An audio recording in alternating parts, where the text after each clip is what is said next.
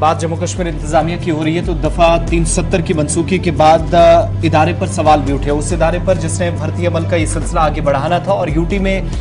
कितने नौजवान अभी तक भर्ती अमल का हिस्सा बने, किस किस पॉलिसी के तहत कैसे आगे सिस्टम चला, मेरिट बेसिस पर निजाम में शफाफियत कितनी है, ये सारे सवाल उस वक्त उठे जब इंतजामिया को इस बात पर या भर्ती अमल पर वजाहत पेश करनी पड़ी कि जम्मू कश्मीर के अंदर अब तक गुज़श्ता 3 वर्षों या 2.5 वर्षों के दौरान जब से मरकज के ज़ेर-इंतज़ाम इलाका बना है तो भर्ती अमल के दौरान कितने नौजवानों को मौके मिले कि मकामी सतह पर रोजगार कर सकें। आदादोशुमार बहुत सारे सामने आए इंतजामिया की तरफ से भी। मौजूदा वक्त में यह पता जरूर चलता है कि करीब 30,000 ऐसे नौजवान जिनको 370 की तनसीक के बाद यूनियन टेरिटरी के अंदर यानी 3 वर्षों में नौकरी का मौका दिया गया, बल्कि मुख्तलिफ हिस्सों के अंदर जो मुख्तलिफ डिपार्टमेंट्स में खिदमात अंजाम देने का उनको मौका दिया गया, उन्हें नौकरियां दी गई। ये इंतजामिया का एक तरफ से आदादोशुमार बताते हैं। आदादोशुमार को जब हम मजीद खंगालते हैं तो पता ये चलता है कि पिछले 2019 से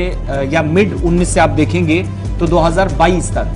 जिसमें हमने देखा कि कई ऐसी रिक्रूटमेंट्स थी जिनको बाद में सीबीआई तक पहुंचाया गया, धांधली सामने आई।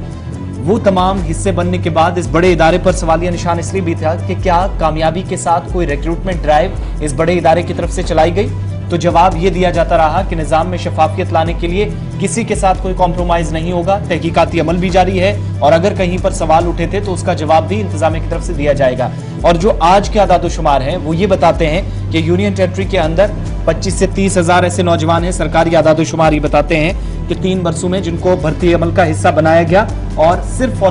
अगर आज के वक्त में कोई रास्ता है तो वो ये है कि एक तो शफाफियत, दूसरा मेरिट बेसिस पर नौजवानों को डिपार्टमेंट्स के अंदर लाया जाता है या फिर नौकरी उन्हें दी जाती है, ये इंतजामिया मानती है। लेकिन जम्मू कश्मीर बैंक हो, Jammu Kashmir public service commission हो या Jammu Kashmir police recruitment board हो,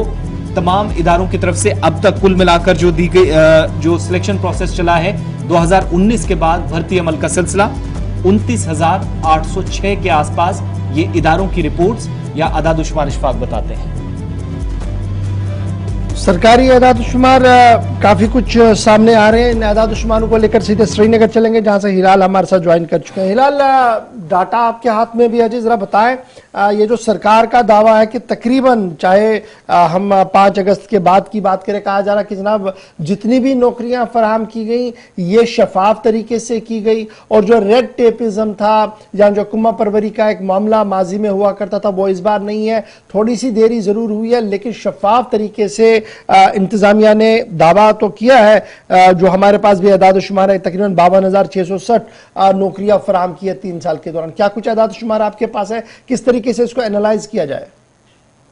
दो चीजें इसमें हैं, जो 52,000 है ये 7,2014 की है और जो 29,000 यानी 30,000 के आसपास जो रिक्रूटमेंट कल वज़ीर आज़म साहब और उसके साथ साथ लेफ्टिनेंट गवर्नर मनोज सिन्हा साहब का भी जिक्र आया है और उन्होंने कहा कि 3 सालों के अंदर 30,000 नौकरियां और उससे पहले साल 2014 से 2019 तक जो डेटा दिया गया है उसमें यही बताया गया है कि उसमें 52,000 के आसपास नौकरियां दी गई थी और उस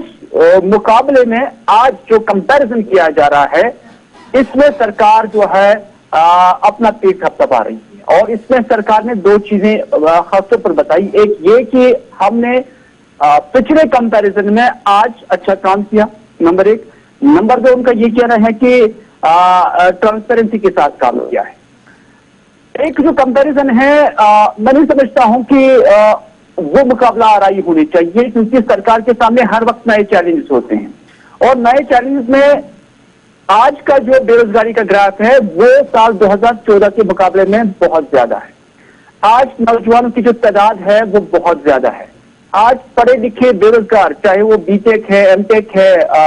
चाहे वो पीएचडी है, एमफिल है, पोस्ट ग्रेजुएट है, ग्रेजुएट हैं, उनकी तादाद बहुत ज्यादा है। तो इसके लिए कंपैरिजन करना ठीक नहीं होगा अगर डेटा वाइज एनालाइज करें, नंबर 1। नंबर 2, शफाफियत जहां तक सरकार का ताल्लुक है इसमें कोई शक नहीं है कि 3 रिक्रूटमेंट्स को सरकार ने